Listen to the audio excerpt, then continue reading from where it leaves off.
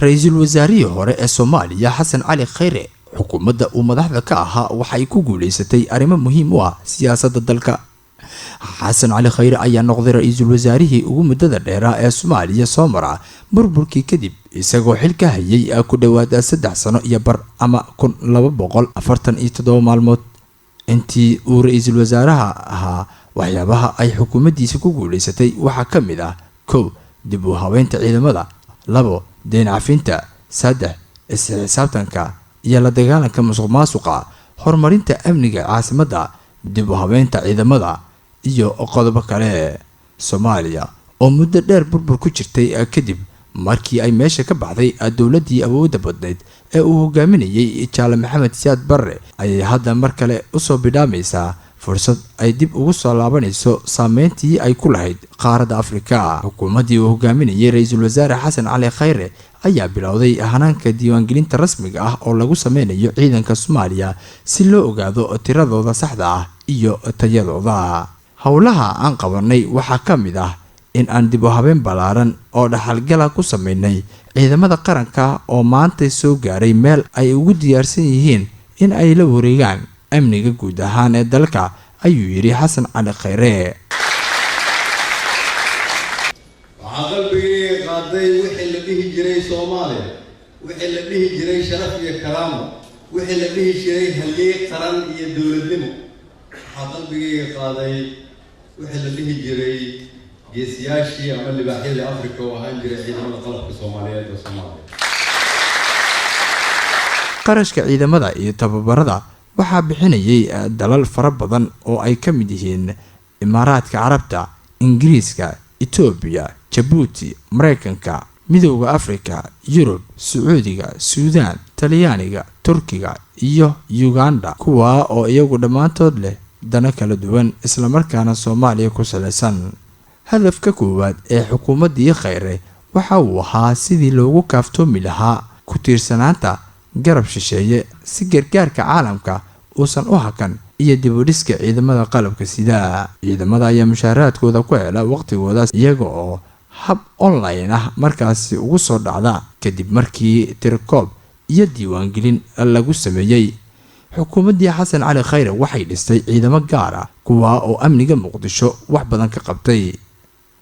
sidoo kale Xasan Cali Khayre ayaa dhisay ciidamo kala duwan si gaar ah markaasi iyagu loo soo tababaray kuwa oo kala ah ciidamada Gorgor iyo sidoo kale Haramcad, isla markaana laga howlgeliyay tuulooyin iyo degmooyin oo amnigooda aad u xumaa muddo badan. ha yeeshee markii iyagu ay ka horgaleen inta badan ay dib u soo celiyeen amniga iyo sidoo kale dib u dejintiisa, waxayna ay soo hoyeen guulo waaweyn oo la taaban karo. arrimaha deyn cafinta haddii aynu eegno, Khayre xukuumaddiisa ayaa dib u habeen balaaran waxa ay markaasi ku sameysay nidaamka maaliyadda Soomaaliya oo ay soo celisay kalsoonidii uu caalamka ku qabay hay-adaha dhaqaalaha dalka, taas oo saamaxday in Soomaaliya laga cafiyo deyn lagu lahaa muddo dheer. waxa uu sheegay Khayre in arrintaasi ay xukuumaddiisa gelisay dadaal dheeraad ah iyo waqti badan, inkastoo aan weli Soomaaliya si rasmi ah loogu cafin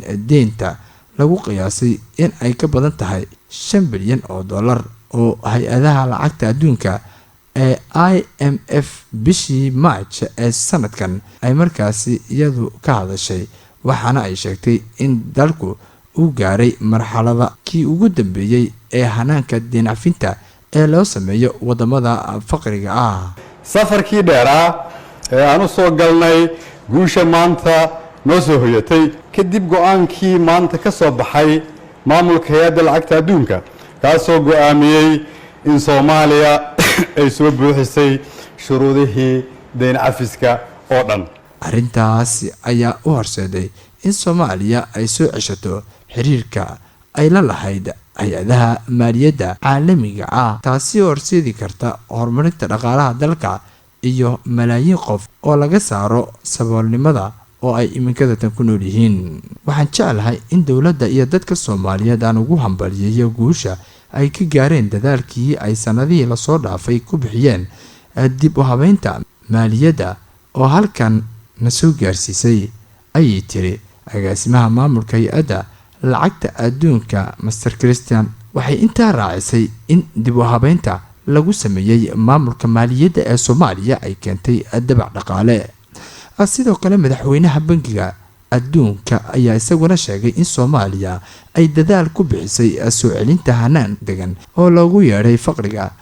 dowladda federaalka Soomaaliya ayaa sidoo kale sheegtay in Soomaaliya ay u dhaqaaqayso hanaanka dhamaystirka deen cafinta oo qaadanaya 3 sano oo kale. ra-iisul wasaarihii hore ee Soomaaliya Xasan Cali Khayre ayaa shaaca ka qaaday in tallaabadani ay Soomaaliya u suuragelinayso in dib ay ula noqoto xiriirka dhaqaale ee caalamka ay la lahayd. bishii February ee sanadkani Midowga Afrika ayaa codsaday in dowladda Soomaaliya laga cafiyo deymaha lagu leeyahay kuwa oo waliba ay ku leeyihiin wadamada caalamka, laakiin wali waxa jira walaac ay beesha caalamka ka qabto in haddii deymahaasi laga cafiyo Soomaaliya dhaqaalaha la siin doono uu ku maareyn doono meelaha loogu talagalay. dowladda Soomaaliya waxay horey u codsatay in deynbixiyaasha in ay markaasi ka cafiyaan deynta ay ku leeyihiin si ay ugu suura gasho in ay hesho dhaqaalo ay kula dagaasho kooxaha ka soo horjeeda. Mr. Xasan Cali Khayre ayaa horaantii sanadkani waxa uu waramay wargeys reer galbeed waxaana uu u sheegay in miisaaniyadda xukuumaddii uu hogaaminayay aysan filaynin in ay ku abuuraan barnaamijka arrimaha bulshada ee aadka loogu baahan yahay si looga hortago duufsiga dhalinyarada, baadamuundada iyo sidoo kale in lagu fuliyo adeegyada aasaasiga ah. dowlado waaweyn iyo hay-ado caalami ah ayaa Soomaaliya ka cafiyay malaayiin dollar oo lagu lahaa Soomaaliya. wadamada bixiya deymaha Soomaaliya lagu leeyahay waxaa ka mid ah ururka Paris Club oo isagu raacay in Soomaaliya ay ka cafiyeen deyn dhan 1.4 bilyan oo dollar. Khayre ayaa si dardar leh ugu shaqeynayay in Soomaaliya laga cafiyo deymaha. la dagaalanka musuqmaasuqa xukuumaddii Khayre uu hogaaminayay wax badan ayaa waxay ka qabatay la dagaalanka musuqmaasuqa Soomaaliya, waxaana astaan ay u ahayd isla xisaabtan dhaba. agaasimayaal ka tirsan wasaaradaha dowladaha ayaa loo xidhay musuqmaasuq, waxaana maxkamad loo soo taagay laguna riday xukun ku aadan wax isdabamarin dhaqaale qaar ka mid ah mas-uuliyiinta dowladda. xafiiska ra-iisul wasaaraha waxa uu sameeyay hanaan mashaariicda dalka loogu wareejinayo wasaaradaha iyo hay-adaha dowladda oo la isugu keeno xafiiskaasi si loo kontaroolo dhammaan qandaraaslayaasha dhaqaalaha iyo tirada shaqaalaha ku lugta leh. waxaa aada u yaraaday lacagihii iyo mashaariicyadii kala duwanaa ee la musuqmaasuqi jiray, iyadoo ay yaraatay cid kasta oo ku dhiiran lahayd in ay sameyso wax isdabamarin ama musuqmaasuq, taa oo markaasi uu dadaal dheeraada u galay sidii uu uga hortagi lahaa ra-iisul wasaare Xasan Cali Khayre. dhanka amniga haddii aynu eegno, Xasan Cali Khayre waxa uu dhisay ciidanka xasilinta caasimada kuwa oo iyagu laga horgeliyay isgoosyada magaalada Muqdisho si ay u hubiyaan dadka iyo gaadiidka, isla markaana ay u xaqiijiyaan ammaanka guud ahaan ee Muqdisho. ciidamada ayaa markaa iyagu sameynaya howlgallo joogto ah iyaga oo ka hortagay 10 qarax, sidoo kalena qabtay boqolaal ka tirsan kooxaha kasoo horjeeda dowladda si dhumaaleysi ku joogtay magaalada Muqdisho.